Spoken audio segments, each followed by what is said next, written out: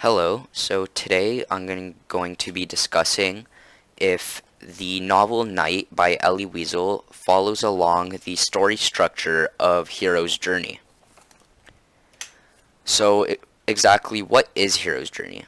Hero's Journey is the common template of a broad category of tales and lore that involves a hero who goes on an adventure and, in a decisive crisis, wins a victory and then comes home changed or transformed.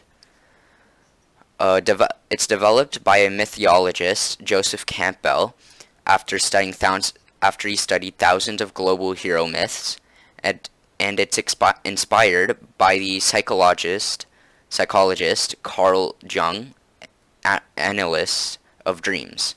So what it basically is a story structure that some mythological stories can follow along, and how there's different levels to that, which we will be seeing.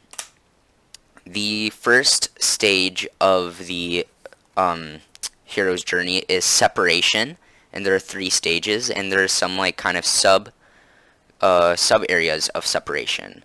The first one is ordinary world or ordinary life, in which we meet our hero. The journey has yet to start before our heroes discover a strange new world. We must first understand their ordinary life. It's up to the opening leg to set the stage, introducing the hero to the readers. Importantly, it lets readers identify with the hero as a normal person in a normal setting before the journey begins.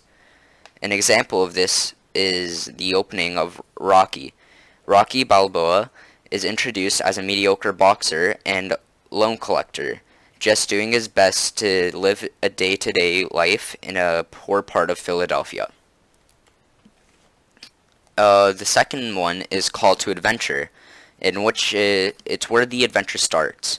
The call to adventure is all about booting the hero out of their comfort zone, so pulling them out of their ordinary life and giving them the opportunity to go forth and embark on their journey. An example of this is Apollo Creed is another example from Rocky. Apollo Creed, the undisputed world heavyweight champion, decides to make a big fight interesting by giving a no-name a chance to challenge him. Intrigued by the nickname, the Italian Stallion, he rings Rocky up. The third sub-area is the refusal of the call, in which the hero digs in their feet. Great, so the heroes receive their summons. Now they're all set to be whisked off to defeat evil. But the refusal of the call is an opportunity to where the hero can decide not to go on this journey. And really, it's where the story kind of can happen or not. If the hero decides not to refuse the call, there ends up being no story. But if he doesn't, then the story continues. The next part is meeting the mentor, in which the hero acquires a personal trainer or someone that can teach him how to do well in his setting. The heroes decided to go on an adventure, but they're not ready to spread their wings yet. They're too much inexperienced at this point. We don't want them to be just fall and end up not being very good. An example of this is another example from Rocky. In steps former boxer Mickey Mighty Mick Goldmill, who sees potential in Rocky and starts training him physically and mentally for the fight, which he accepted. The next and final part of separation is crossing the first threshold, in which the hero enters the other world in earnest. Now the hero is ready and committed to the journey. This marks the end of the departure stage and is when the adventure really kicks into the next gear. So the crossing the first threshold is like that, where it's the first stage that the hero passes through and kind of commits to the story that they're going to be embarked on. Now the second stage is initiation. And this step is where they're really involved in the story, and this is where like the middle of, I guess you could say, the burger, where this is like the best part of the story and the most explanation comes in. The first part of the initiation is the tests, allies, and enemies, in which the hero faces new challenges and gets a squad. So for this part, the tests, allies, and enemies, it's where the hero finds out who his real enemies are, who his friends are, and really what he can and can't do in their setting. An example of this is when Rocky continues to try and win over Adrian while making a dubious friend in Polly. The second part of initiation is approaching the Inmost cave, in which the hero gets closer to his goal. So every story there's an end goal or a conclusion, and the approach to the Inmost cave is where the hero gets as close as possible to the goal and really gets an eye for it so that he can set down what he's going to be doing next in order to achieve that goal. The third part of initiation is the ordeal, in which the hero faces the biggest test of all. Of all the tests the heroes face, none of them made them hit rock bottom until now. In this moment, the ordeal really it shows the hero of what they can and can't do, and really it's the hardest challenge throughout the entire hero's journey for the hero. The last part of initiation is the reward, in which the hero sees the light at the end of the tunnel. So for the reward, the hero sees that there is an end and there is a way that they can get their goal and make it out safely and alive.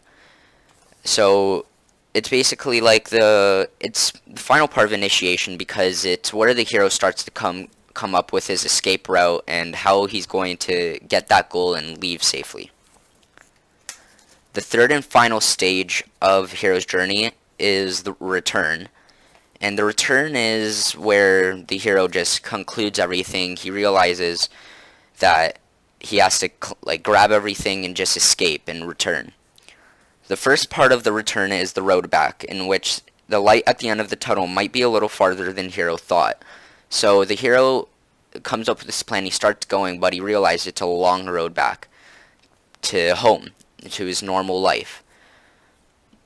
An example of this is on New Year's Day, the fight between Rocky and Creed is held. Rocky realizes that the challenge lies before him in the first few rounds, in which both men are more or less equally matched.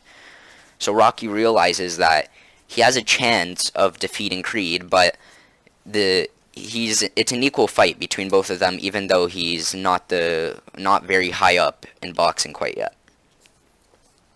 The second part of the return is the resurrection, in which the last test is met. So this is the final challenge that the hero faces, and once the hero completes this final challenge, he makes it out and completes his goal. The final part of return is return with the elixir, in which the hero has come home completing his goal. Now that we know what the hero's journey is, we can really compare it to the book Night and see if the book Night follows along the hero's journey. So there's some things that the novel Night follows with the hero's journey, and there's some things that it doesn't. But first, let's start off with talking about what is there. What is the hero?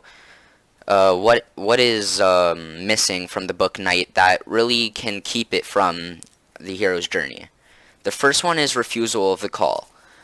When Ellie is in the ghetto in the first part, he doesn't really get a refusal of the call, because they're all forced right away into these trains, and they don't really have a choice of where they go or what they do. So there is no chance of refusal of the call. Another thing is tests, allies, and enemies.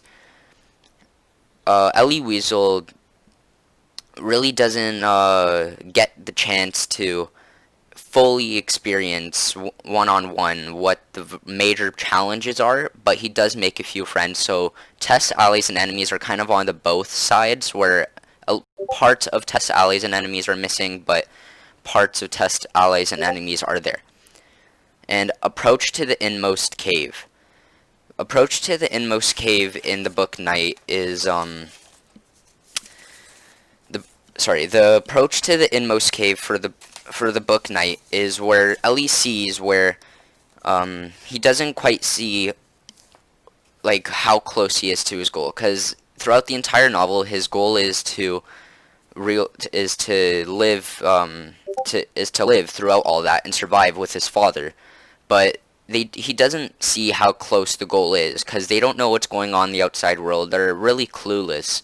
So the approach to the inmost cave is kind of vague for that part. And the reward. For the reward in the book, for the reward, Ellie really Ellie doesn't really see the end of the tunnel, because throughout most of the story, Ellie realizes that like he's really convinced that he's going to die at the camp with his father. So throughout most of the story, they try to survive, but they don't fully know if there's going to be an end to it or not. But now let's talk about what is there. Ellie's ordinary life. He says he lived like there was an ordinary life before they lived in the ghetto, so that is there. The call to adventure. The call to adventure for the novel Night is where Ellie and his father and family get called into the trains. So they don't know where they're going. They don't know really anything that's going to happen. So that's their call to adventure. Meeting the mentor. I believe that for meeting the mentor, that the man that Ellie and his father met in the line was their mentor, because the man in the line told Ellie and his father what to say and what not to say, so that they can get the best possible outcome while they're there. So in a way that he's kind of telling them, teaching them how to live their best way there. The reward is also there in a way because Ellie knows that they're going to make it out, but they don't know at the same time. The road back is there. So when they're finally making that road back in the winter, they know that the Russians are coming closer. That's why they have to leave that camp. And they're really hoping that they can escape by getting liberalized. The resurrection. For the resurrection, the last test, I believe, was halfway through their walk back in the winter, when they're all like one on top of the other and the violin boy dies. It's really intense there, and that's the last final test, because I believe it was one of the hardest tests that they had to live through. And finally, the return with Elixir. The return with Elixir for Ellie, most people might think that there is no return for Elixir in the novel Night, but I believe there is. The return with the Elixir could be the fact that Ellie lived through all this, and he's able to, till this day, write books and tell stories to everybody, and teach everybody how to live their life in a better way, and teach everybody about the way that it was in the concentration camps. So really, the elixir that Ellie returned with was the experience and the ability to tell other people about it.